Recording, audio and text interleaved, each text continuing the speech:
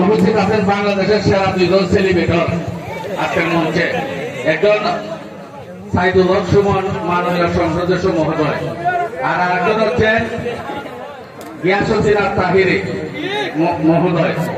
এই দুইজন সেলিব্রিটিকে মঞ্চে রাখিয়া আমার কোনো বক্তব্য প্রয়োজন আছে বলে আমি মনে করি না। সেই হিসাবে আমি শুধু আপনাদেরকে ঈদের সালাম দিলাম, আসসালামু আলাইকুম, পবিত্র ঈদ মুবারক। আমার জন্য আপনারা দোয়া করবেন। আপনারা জানেন আগামী উপজেলা পরিষদ নির্বাচন, সত্য সাথে 19 সাল 5 বছর আমি উপজেলা চেয়ারম্যানের দায়িত্ব পালন করেছি। আমি কিছু উন্নয়ন কাজ করার চেষ্টা করেছি। উন্নয়নটা বড় জিনিস না, মানুষের সেবা প্রদান বড় জিনিস। আমি 5 বছর মানুষের সেবা দিচ্ছি।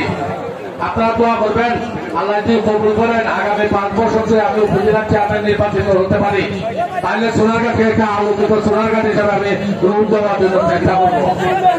যেমনিভাবে একজন আলোকিত মানুষ, আমি সোনারগাঁকে একটা আলোকিত সোনারগাঁ তৈরি করার জন্য আমি চেষ্টা করবো। যাই হোক, আমি আর কথা বাড়াবো না।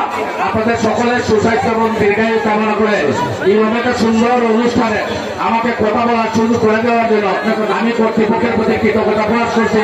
পাশাপাশি বাহিনী সাহেবের সুস্বাস্থ্য এবং দীর্ঘায়ু কামনা করছি। আপনার দোয়া করি আল্লাহ